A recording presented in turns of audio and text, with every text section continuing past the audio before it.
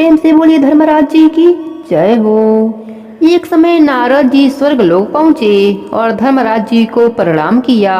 नारद जी ने धर्मराज जी से कहा, हे भगवंत, मैं अभी पृथ्वी लोक से भ्रमण करके आ रहा हूँ, लेकिन मैंने एक आश्चर्यचकित कर देने वाली घटना को देखा।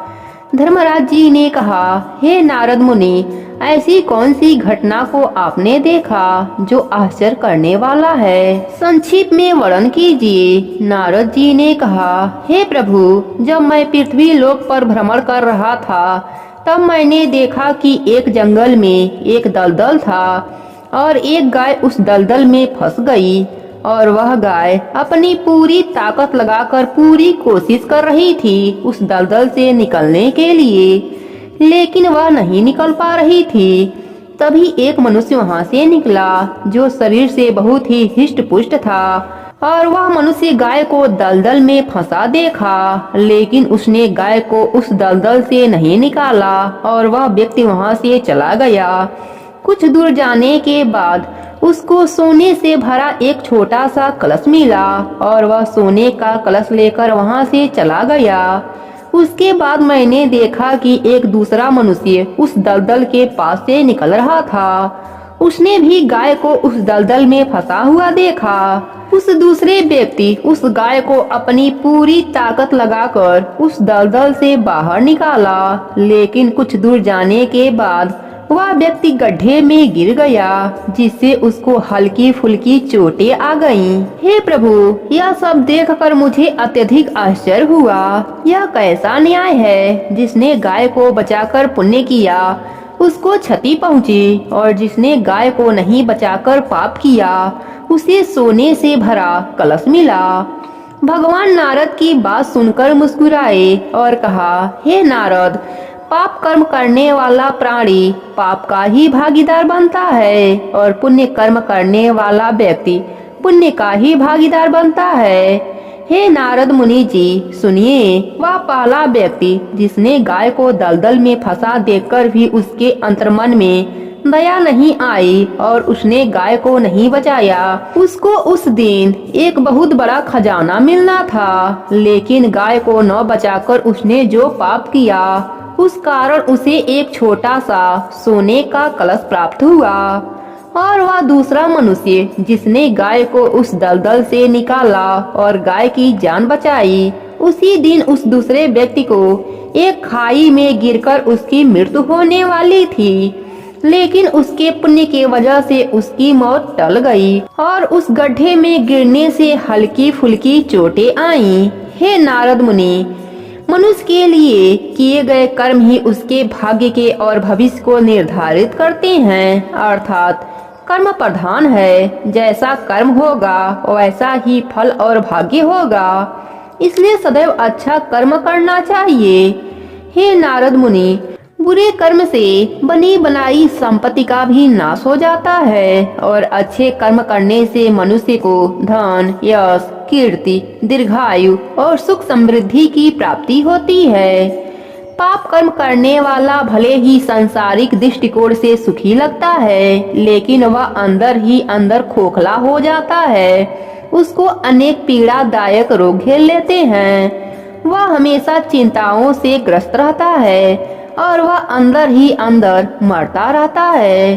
धर्मराज जी अपने बात को जारी रखते हुए कहा कि मनुष्य को अच्छे कर्मों के साथ ही नित्य नियम निभाना चाहिए, जिससे उसका इहलोक और मरने के बाद परलोक सुखमय बन जाता है। प्रेम से बोलिए धर्मराज जी की जय हो। अब सुनते हैं दूसरी कथा। एक मैना थी, वह भगवान को हर रोज सुबह उठकर सबसे पहले ध्यान किया करती थी और अपने भोजन की तलाश में चली जाती थी। उसके दो छोटे छोटे बच्चे थे। वह मैना बहुत खुश रहती। एक दिन मैना भोजन की तलाश में अपने घोंसले से दूर निकल गई और वापस लौटने में उसको रात हो गई। वह जब अपने घोंसले में वापस आने लगी तो बहुत तेज से आंधी चलने लगी एवं भयंकर बारिश होने लगा। जिससे मैना अपने घोंसले तक नहीं पहुंच पाई। उसको अपने दो छोटे छोटे बच्चों की चिंता हो रही थी। उसने सोची कि जब तक तेज आंधी और बारिश हो रही है तब तक किसी सुरक्षित जगह में रुककर इंतजार कर लिया जाए, क्योंकि अधिक तीव्र गति से आंधी और पानी गिर रहा था। वह उड़ भी नहीं पा रही थी। तभी उसको एक पेड़ दिखाई दिया जिसमें बहुत सारे कौवे बैठे हुए थे। मैना जाकर उसी पेड़ में बैठ गई। कौवों को उस मैना का उस पेड़ में बैठना अच्छा नहीं लगा। सारे कौवे कांव कांव करते हुए मैना को वहां से चले जाने को कहने लगे। मैना ने कहा, कौवा भैया, आप तो हमारे भाई जैसे हैं और मैं भी आप लोगों की बहन जैसी हूँ। बहुत तेज बारिश हो रही है और तूफान भी बहुत तेज है। बादल भी बहुत तेज गरज रहा है। यहाँ कुछ देर ठहर जाने दो। बारिश और तूफान बंद होने के बाद मैं चली जाऊंगी।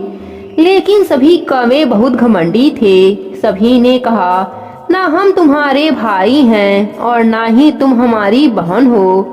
तुरंत निकल जाओ यहाँ से, नहीं तो तुम्हें मारकर भगाना पड़ेगा। और सभी कौवे मैना को भगाने के लिए उसके ऊपर अपनी चोंच एवं पंखों से प्रहार करने लगे। मैना वहाँ से चली गई एवं कुछ दूर जाकर एक पेड़ में जैसे ही बैठी तो बहुत तेज से ओले भी पड़ने लगे।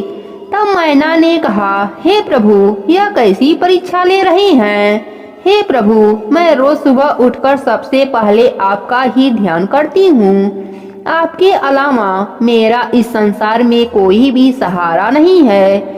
इस भयंकर बारिश और तूफान में मेरे दोनों बच्चे पता नहीं किस दशा में होंगे। हे प्रभु, उनकी रक्षा करना और मेरी भी मदद करना।